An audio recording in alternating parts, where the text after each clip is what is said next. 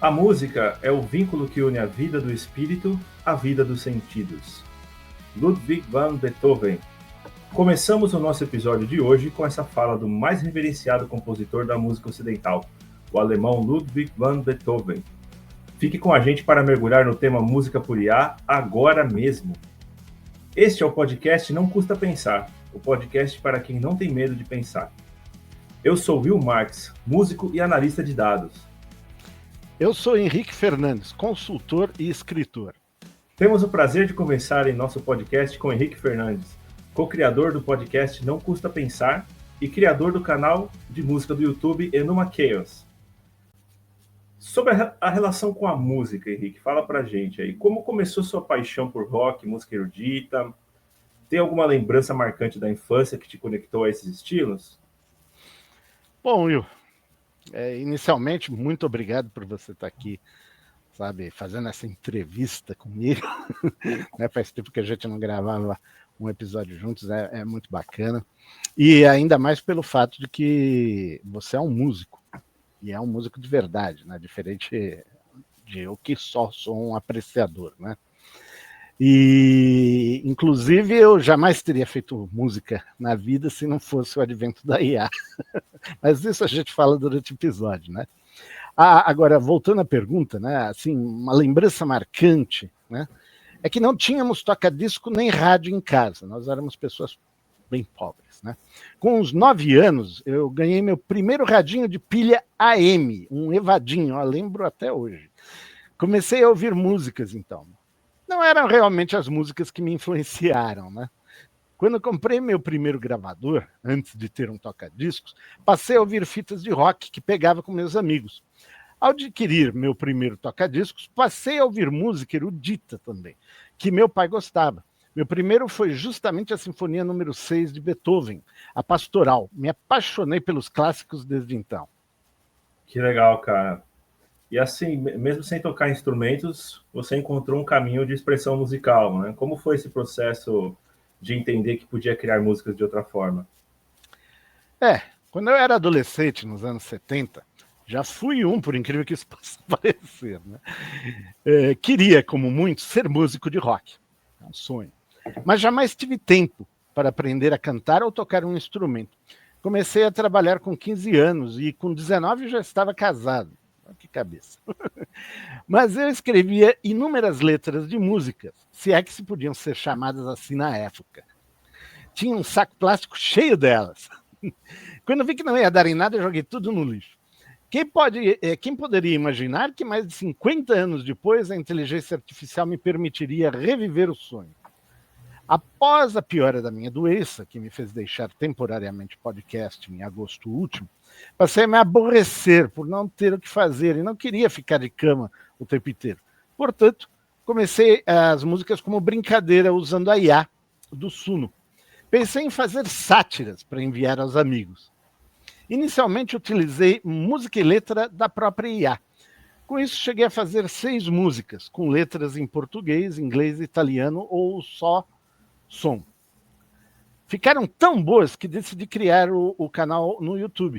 Dei o nome de Inuma Chaos, né? Essa palavra é meio complicada. Inuma Chaos, Inuma Chaos, referindo-me ao poema babilônico Inuma Elish, do final do 2º milênio antes de Cristo, que é um mito da criação.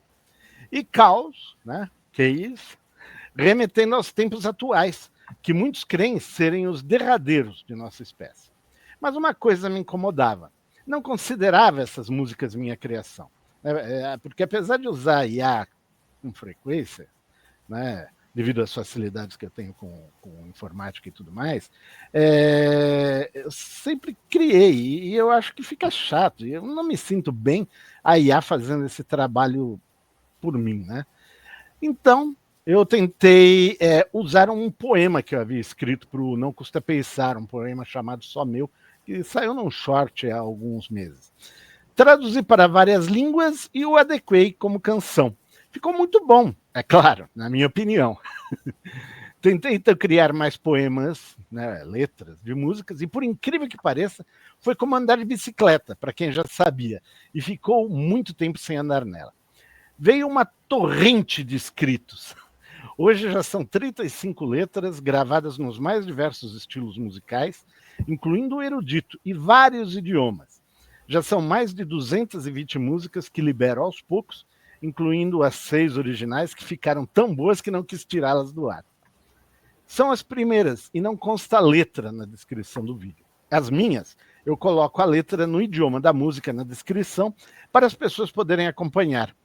Depois desse gasto todo, acabei retornando ao podcast, ao Não Custa Pensar, na metade de setembro, e tornei o canal Inumaqueus a trilha sonora oficial do podcast, devido à sinergia, né, entre os temas abordados. É muito legal, né, cara, você falando isso, porque até compartilhando aqui, eu sei que hoje você que é o nosso entrevistado, mas também vou abrir uns parênteses aí quando eu puder, né? É muito legal que eu, como criativo também, amo muito escrever músicas, artes gráficas, uma série de coisas. Tem hora que eu fico, sei lá, eu deito no sofá e eu falo, cara, eu não consigo fazer nada, eu não quero um bloqueio, eu não quero fazer nada. Parece que falta vontade. Parece que você enxerga um muro na sua frente e você não consegue dar um passo. Qual é o segredo para você derrubar esse muro e fazer maravilhas? É começar. Então é assim, eu vou escrever uma frase que veio na minha cabeça. Cara, é tão impressionante isso daí que às vezes você escreve uma frase, horas depois você escreveu um texto gigante e você nem percebeu, porque é só você dar o primeiro passo, foi o que você fez. Você estava lá falando, pô, eu quero fazer uma coisa mais legal, eu não quero ficar parado. A hora que você começou, meu amigo, você não só fez 200 músicas, como voltou pro podcast, tá aí, cabeça funcionando. A nossa cabeça é assim, enquanto ela tá funcionando, a gente tá bem. Se ela para, a gente fica ali buscando, né? Bom, então, e eu tenho que aproveitar o momento, né? Uma vez que, como eu estou aposentado, né? Eu tenho umas 24 horas do dia de lazer, diferente de pessoas na tua faixa etária que estão trabalhando. Nossa! Então, aquilo que eu já comentei, que quem assiste o podcast sabe, você é um músico. Você já fez inúmeras músicas, já publicou, já fez trabalhos escritos, já fez um monte de coisa. É um artista fotográfico, é um artista pintor, é um artista digital, você é um cara... Pintor não. Meu amigo, desculpe, mas... Pintor eu não sei pintar, não. Sabe? Pelo menos os desenhos que eu vi de você podiam não ser pintura, mas eram desenhos, eram incríveis. A questão é, você passa tanto tempo se preocupando em sobreviver, né, correndo atrás, como eu digo, do próprio rabo, precisando trabalhar para pagar as contas que não param de chegar e tudo mais, que, meu amigo, isso daí realmente é complicado. Você conseguir fazer as mesmas coisas que uma pessoa que tem todo o tempo do mundo para si. Mas tem um grande paradoxo aí, tá? Antes da gente voltar aqui para a próxima pergunta, tem um grande paradoxo nisso tudo que eu já entendi observando outras pessoas e me observando também em alguns momentos da vida. Quando você está realmente com muito tempo livre mesmo, sem nenhuma preocupação te pressionando, você muitas vezes não faz nada. Então você precisa, o ser humano, ele precisa de uma motivação de desejo e ele precisa de uma motivação de sofrimento. Então, assim, tem que ter uma coisa te incomodando e tem que ter uma coisa que você busca.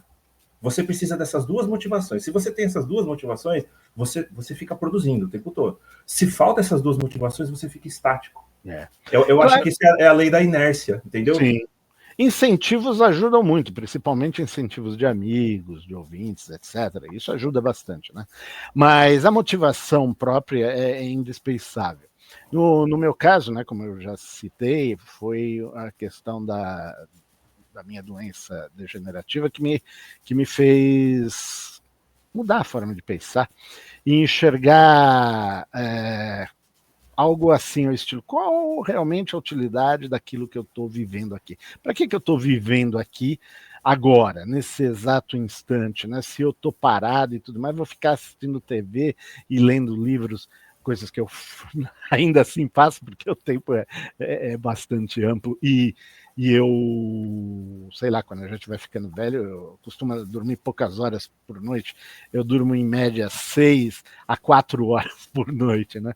Então, e mesmo assim não fico cansado, claro, eu não gasto energia, porque eu também não posso caminhar e todas essas coisas. Então, é algo, né, que poderia me deixar extremamente depressivo, mas que felizmente eu consegui me motivar de uma forma que eu direcionei isso para uma atividade criativa. Então hoje eu faço coisas para o podcast, não na mesma frequência que eu fazia, é claro, mas faço as músicas que são muito mais simples do que um episódio de podcast.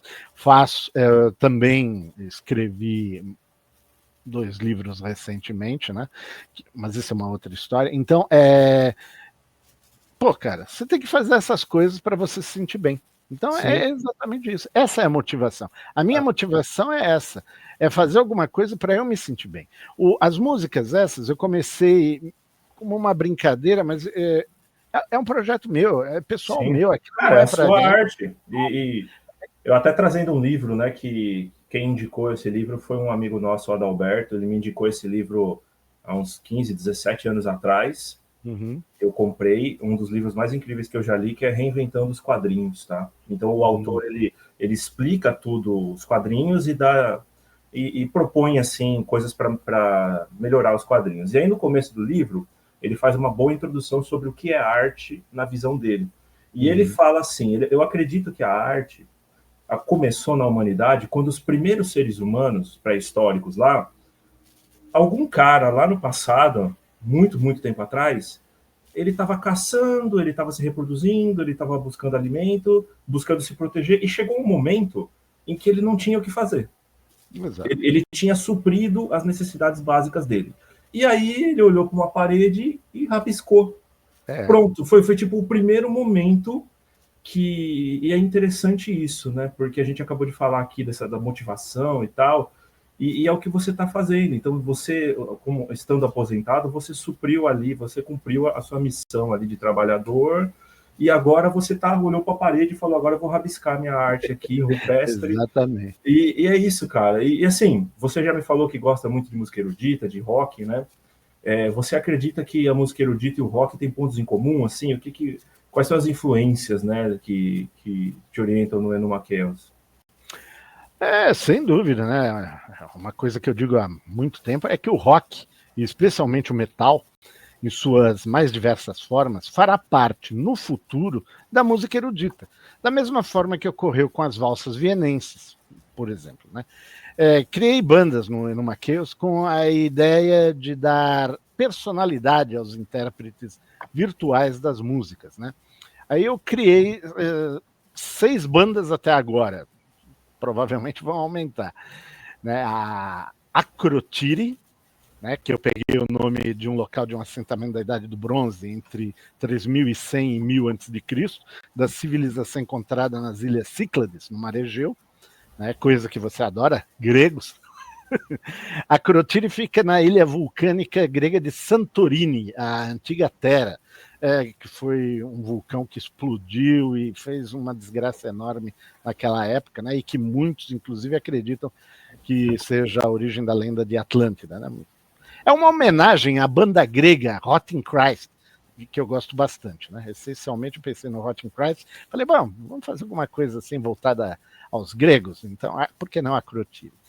Né? Tanto é porque os estilos principais deles são speed metal, thrash metal, doom metal, e são cantadas 99% das vezes em inglês e 1% das vezes em português, né? Para mostrar que é uma banda brasileira, na verdade. Ela pode ser fictícia, mas é brasileira. Aí eu criei uma outra que se chama Atomic Cherries, né? Cerejas atômicas. Né? Essa canta essencialmente em japonês. A cerejeira é um símbolo cultural japonês desde o início do período Nara, no século VIII, né? Quando passou a ser plantada no período imperial. Atomic, por sua vez, remete aos horrores que ocorreram no fim da Segunda Guerra Mundial nas cidades de Hiroshima e Nagasaki. Horrores estes que jamais devem ser esquecidos. Né? Os estilos do Atomic Cherries é rock, pop, heavy metal e todas cantadas, como eu disse, em japonês. Aí tem uma que se chama BKP, né? Que é metal industrial em inglês, né? Que acabou me dando a ideia da sigla BKP, vinda do famoso backup da informática, né? Que a gente costuma fazer com frequência. Que era algo mais industrial que informática. E o detalhe, só vocais femininos. Lá não tem homem cantando nessa banda. Aí tem o Finestra Luminosa, que é uma das últimas bandas que eu criei, né, que ele remete ao termo janela iluminada ou brilhante em italiano. Né? Mas por que isso? É uma homenagem às bandas italianas de rock progressivo dos anos 70, como a Premiata Forneria Marconi e também a BMS Banco del Mutuo Soccorso, entre muitas outras. Foi essa década os italianos inventaram de fazer um monte de bandas progressivas muito boas. Né? Mas a Finestra Luminosa, apesar do nome em italiano, ela canta em inglês. Aí é Gini Gini 32, que é a banda Coringa, né, por excelência. O nome é uma homenagem às bandas com números no nome, como a Blink-182, Nine Inch Nails, Three Days Grace, B-52s e Three Doors Down. Já Gini se refere ao refrigerante sabor limão, criado na França em 1971 e popular nos anos 80 e 90 no Brasil, relançado aqui em 2024, após ter saído de linha nos anos 90. Então quer dizer que eu fui escolher um negócio lá do passado. A ideia dessa banda é cantar nos estilos rock, hard rock, heavy metal, punk, até blues, né? E interessante, ela canta as músicas em português, espanhol e inglês. E, inclusive, tanto esta banda quanto a Akrotiri, né, que já falamos, já fizeram até uma música de metal melódico. A música Jason and the Golden Dream, que depois tornou-se uma ótima área de recital clássico. Quem puder ouvir e gosta de música erudita, né, tá aí no Maqueus. Aí a Lucrécia Bi, né? O nome remete a Lucrécia Borgia, né, que viveu entre 1480 e 1519, que foi uma figura famosa do Renascimento italiano, conhecido por sua inteligência, beleza e patronato das artes, apesar de que também, né, falavam muita bobagem a respeito dela. Né? O estilo dessa banda é o pop, o rock e o romântico, e ela só canta em italiano. Né? Eu criei essa banda em homenagem a Rosângela, a minha esposa. Já para as músicas eruditas em italiano e alemão, da qual por enquanto só tem uma em alemão, não há intérpretes relacionados. O interessante é ver que com pouco arranjo, as letras que eu criei se adequam bem ao rock ou à música erudita, o que prova que algumas das coisas mais importantes, em minha opinião, em uma música, são justamente a letra e a interpretação que o vocal dá a ela. Legal, cara, muito legal mesmo. Tem algum artista ou compositor que te influenciou mais profundamente, assim, seja no rock, erudito, ou algum outro gênero? Sim. No erudito, sem dúvida, foi Beethoven, né? Como já falamos. E com o tempo, Bach, Mozart, Edvard Grieg, que eu gosto bastante, entre muitos outros que eu ouço frequentemente. Eu tenho mais de 6.000 músicas eruditas em minha coleção. Já no rock, sem dúvida, AC/DC, Metallica ocupa um lugar especial em meu coração, como já afirmei diversas vezes aqui no podcast.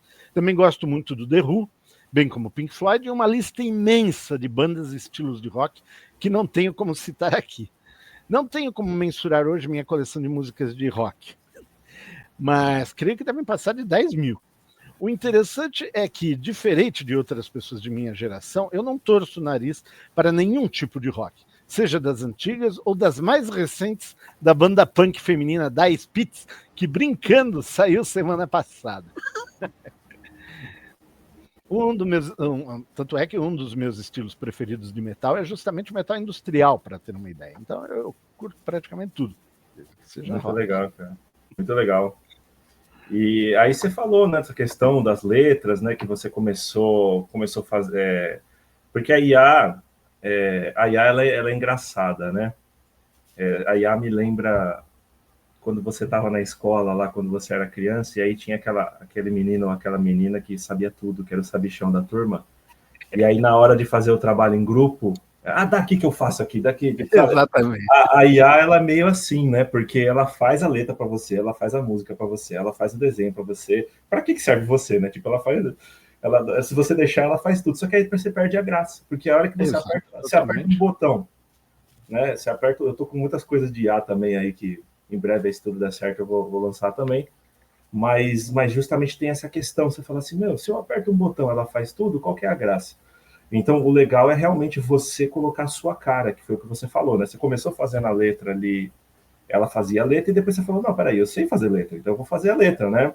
Exato. E aí fala para mim, as letras são todas de sua autoria, né? E a música é feita com o IA, que você falou que usa o Sono, que hoje é a ferramenta que eu acho melhor para isso. E como é que é esse processo criativo entre humano e tecnologia? Bom, vamos começar a falar da ferramenta Suno, que é extremamente fácil de usar, né? Isso ajuda bastante. Ela é online, você coloca a tua letra lá, com suas particularidades, né? O que você quer nela, como se fosse o maestro, vamos dizer. O maestro não, o compositor, efetivamente, né? Que particularidades? Coro, instrumental, tipo de vozes e outros detalhes. Escolhe o estilo musical, inclusive podendo mesclar mais de um estilo. Diz se é vocal masculino ou feminino e coloca o nome da música. Então é extremamente simples, né? Inclusive, né, como a gente mesmo, você mesmo comentou e tudo mais, se não quiser ter todo esse trabalho, pode pedir a IA, como eu fiz no começo, para gerar a música com parâmetros mínimos, né? Como eu fiz no início do uso da ferramenta. E o resultado fica incrível, essa que é a questão. Ainda mais que agora o modelo é o 4.5 All, que é grátis para todos. Esse modelo é fantástico. E como já afirmamos no podcast, usamos sempre ferramentas gratuitas em nossos projetos. A versão grátis dá 50 créditos por dia, o que permite fazer 5 músicas diariamente e, inclusive, todas são disponibilizadas para download em 2 versões, o que perfaz 10 músicas diárias. Plano gratuito. Eu mesmo publiquei algumas versões 2.0 da música original. Tão boa ficou a segunda versão. Mas um detalhe importante: versão grátis é somente para uso não comercial. Então, esse detalhe está explicitado lá nas letras, né? Quem for lá no Enomaqueus e olhar as letras, vai ver lá embaixo a descrição e vai ver que é para uso não comercial. Então, na realidade, eu não ganho um centavo, nem pretendo ganhar um centavo com esse trabalho todo. Eu faço isso, como eu disse, por mim. Aliás, eu sou produtor e sou, vamos dizer assim, o público-alvo dessas músicas. Eu comecei fazendo isso daí para mim, aí eu falei, bom, vou repassar isso para os amigos. Coloquei lá no YouTube, porque a gente já tem esse expertise no uso do YouTube por causa do podcast, e comecei a repassar. E aí, gente de outros lugares, inclusive tem muita gente de fala espanhola que segue e tem ouvido as músicas, dado um retorno interessante. Então, o detalhe essencial é esse: você usando a IA, mas a IA como uma ferramenta, não para criar. Então, aí, e é aquilo que eu tinha já dito, né? Eu não sou músico, nunca aprendi a tocar, nem nada, nem cantar, eu sei. Mas eu sei escrever, né? E tem ideias. Aí o que é a questão? A IA permitiu juntar esses dois mundos. E é muito legal, né? Você falou do YouTube. O YouTube é uma plataforma fantástica, porque o que acontece, né, cara? Eu passei muito por isso também. As músicas que eu lancei, que eu fiz realmente na unha lá, nota por nota, e cantei, e paguei até professor de canto para me ajudar, para conseguir cantar bonitinho, paguei produtor musical. Músico profissional, e isso é e aí você lança música, porque você faz, obviamente, você faz para você, que é uma arte sua, é uma expressão. E aí você manda para todos os seus amigos, seus familiares, que assim, na sua cabeça você fala, nossa, acho que meu pai vai gostar dessa música, acho que meu irmão vai gostar dessa música. E aí você manda as músicas, a galera, legal. Tipo, não existe a sua expectativa de que as pessoas fossem gostar muito do que você está fazendo, muitas vezes ela não é atendida. Só que quando você põe no YouTube, um cara lá do Japão, um cara lá da França, um cara lá da Inglaterra, ele aparece lá na sua música e comenta, uau, é incrível. Aí você fala, uau, então tipo, o YouTube é muito legal por causa disso, porque muitas vezes o que a gente faz para nós não agrada as pessoas próximas da gente. Mas o YouTube leva o seu trabalho para... Eu gravei um cover lá do Queen's Right, né, do Silence do Sid, né? E apareceu um cara lá, um gringo, eu não sei da onde o cara falou assim, ou a minha música apareceu para ele, ou ele pesquisou, de alguma forma ele chegou nessa música, e ele falou assim, em inglês, né, ele falou assim, sua música me tocou de uma forma que eu não imaginava, que eu não esperava. Eu falei, Legal. uau, valeu meu dia, né, tipo... Não, esse é um incentivo que a gente, como É, criador, e é o que eu tô falando, eu mando às vezes para minha tia lá, pro meu primo, a pessoa nem te responde, você nem liga. Então, realmente, o YouTube ele é bom por causa disso, porque você vai insistindo ali, porque você faz para você, e coloca lá. Uhum. A sua motivação é você tem que gostar em primeiro lugar. Se você gostou, você publica, você não precisa da aprovação de ninguém, certo? Não. Mas vai aparecer alguém que vai gostar, isso aqui é legal, entendeu? Muito Não, legal. e é bacana, é bacana que isso aconteça, porque as pessoas elas têm que estar abertas a coisas novas, né? E que, aliás, é algo que a gente vai estar falando ainda neste episódio, né? E muitos ainda enxergam a confecção de músicas por IA como uma coisa artificial, uma coisa que é meio fake, quando na realidade, meu amigo, muito distante disso. E usando como eu usei a ferramenta, eu percebo que ele cria os vocais, cria as entonações, cria a musicalidade e tudo mais, centrada na letra. Ele faz uma análise profunda do que você escreveu, ele dá uma individualidade lá, rapaz. Ele sabe o que ele está fazendo. Não é brincadeira, não é assim, você bota qualquer coisa, ele pega qualquer coisa e junta. Não.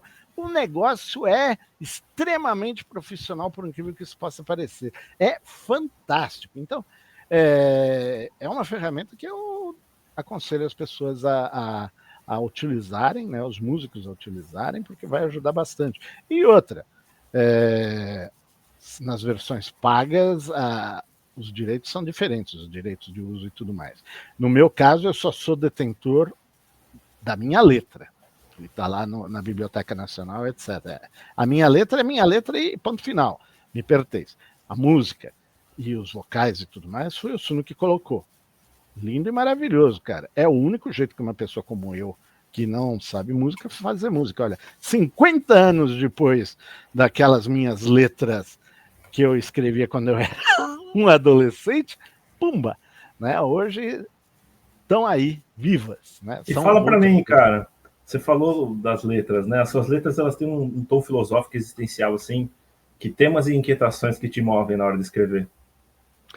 Bom, assim como no podcast, no Não Custa Pensar, né, meus temas preferidos envolvem minhas preocupações com os rumos econômicos, sociais e meioambientais que enfrentamos nos dias atuais. Né?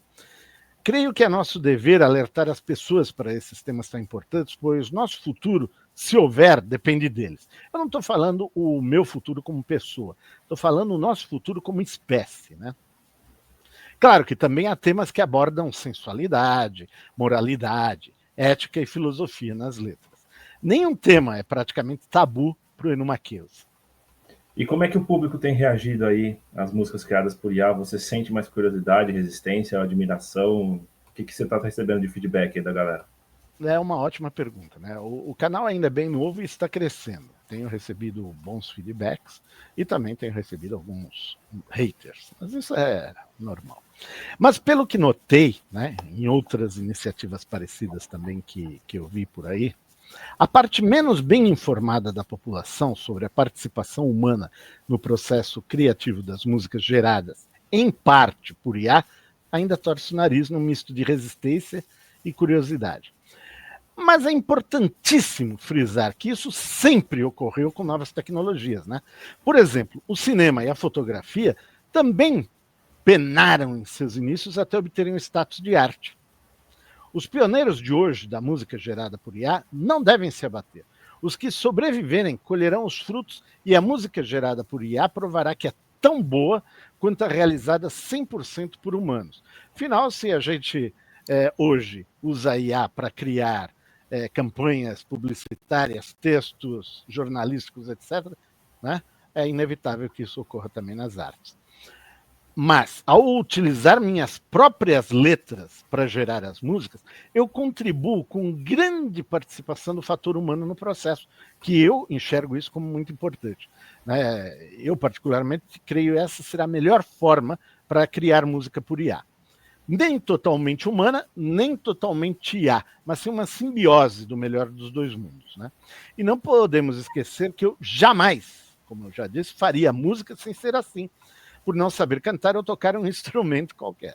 Imagine quantos mais gostariam de criar música e estão na mesma situação. E quantas ideias interessantes são perdidas nesse processo. Né? Com certeza, ia veio para facilitar nesse aspecto, né? Você trabalhou desde os 15 anos, aí teve uma vida profissional intensa. Como é que a música funcionou como um refúgio, ali, um contraponto a essa rotina, né? Você até falou um pouco disso já. Não, mas é um tema bem interessante, porque sem dinheiro para viajar ou visitar os lugares que eu gostaria, me refugiei desde cedo nos livros e na música. Tá? Não me arrependo de forma alguma. Viajei o mundo inteiro e gastei bem pouco. Quando minha situação financeira melhorou um pouco, né, comecei a trabalhar e etc., pude visitar alguns lugares do Brasil e da Espanha, que é a terra dos meus pais, né? Mas não pude viajar o tanto que eu gostaria, pois nessa época eu atuava em cargos gerenciais, inclusive, o que me tomava quase todo o tempo. E os estudos, o resto do tempo, né? Que eu também gostava bastante de estudar. Inclusive, quando eu era professor universitário em 1994, ano em que nasceu meu filho, eu trabalhava em 3 lugares simultaneamente. Acabei me tornando workaholic no processo, dificultando ainda mais as chances de conhecer outros lugares. Aí os livros e a música preencheram essa necessidade e tudo bem. Para mim, tudo bem. E o que assim você diz, o ato de compor as letras representa hoje para você, assim, uma catarse, arte, filosofia, espiritualidade? Fala pra Ó, gente. eu gosto muito de escrever, filosofar com as palavras, inclusive já escrevi alguns livros, mas isso já é outra história. A catarse está presente em minhas letras, principalmente na indignação. Indignação por um mundo que evita ao máximo a mudança. E com isso, corre acelerado para o precipício. Tá? Eu não sou religioso, não acredito em vida após a morte, reencarnação e coisas assim. Minha espiritualidade perpassa conceitos de justiça, moral e ética. E estou bem tranquilo com isso. Sou da opinião do não faça aos outros o que não quer que façam a você. Como fui desenganado por alguns médicos no passado, isso fez eu enxergar a vida de forma mais prática. E enquanto faço hora extra, vou produzindo algo, mesmo que não me renda nem um centavo. Para mim, o dinheiro nunca foi tudo mesmo. Aprendi a viver desde cedo sem ele, e quando tive algum, não usei de forma sábia. Pois é um grande dilema, né? Se você pudesse voltar no tempo e aprender um instrumento ali, qual que seria e por que, assim, se tem alguma chance de você querer tentar ainda, aproveitar essa onda, né? Bom, a guitarra sempre foi a minha paixão. Vivia fazendo air guitar e headbanging. Com o tempo percebi que bateria poderia ser outra boa opção. Né? O peso e intensidade que pode se dar à música com a bateria me encantam muito hoje. Agora, se há uma chance de eu tentar, não mesmo. Como falei, estou fazendo horas extras. E há coisas que considero bem mais importantes hoje em dia. O fato de conseguir transformar meus pensamentos em música já atende a minha necessidade atual de criar. Muito bom, muito legal, cara. Tem gente que manda muito bem no instrumental, mas tem dificuldade de fazer a letra, né? Então, você já tem facilidade de fazer a letra, então é isso aí. Tem algumas últimas palavras? É imprescindível seguirmos nossos sonhos, isso é o que eu penso. Fazer o que podemos com os recursos que temos. Sempre dá para fazer algo que dê mais sentido à vida, ao invés de ficarmos passando tempo nos arrependendo do que deixamos de fazer. Essencialmente é isso daí. Eu vejo muita gente na mesma situação que eu, aposentado, etc., que está ali encostado, depressivo, fica assistindo a televisão o tempo inteiro, etc. ele está perdendo tempo. Ele está jogando a vida fora, na minha concepção. Volta naquilo que a gente falou da motivação, né? O ser humano ele precisa de uma coisa incomodando ele e ele precisa de um objeto de desejo. Se você não tem essas duas coisas, você fica estagnado. Né? Então, muita gente perdeu a vida inteira com o chefe te enchendo o saco, e aí você se aposentou, não tem mais esse chefe. E aí você vai fazer o quê? Né? Exatamente. Então, esperando que alguém te dê ordens. A energia que te moveu a vida inteira não era sua, era do seu chefe. Isso é uma questão bem filosófica. Sim. Mas vamos lá. Se você gostou do episódio e acha que alguém vai gostar também, não deixe de compartilhar essa entrevista riquíssima aqui com o Henrique. Esse episódio está disponível no YouTube e outras plataformas também. Deixe a sua avaliação lá pra gente. Se você gostou aqui, deixe o seu joinha, compartilhe, ative o sininho para receber as notificações. Siga a gente no YouTube. Nos veremos novamente em um próximo episódio. Um grande abraço a todos. Grande abraço a todos. Não custa pensar, mas custa ficar sem saber. Inscreva-se agora e descubra algo novo, todo dia.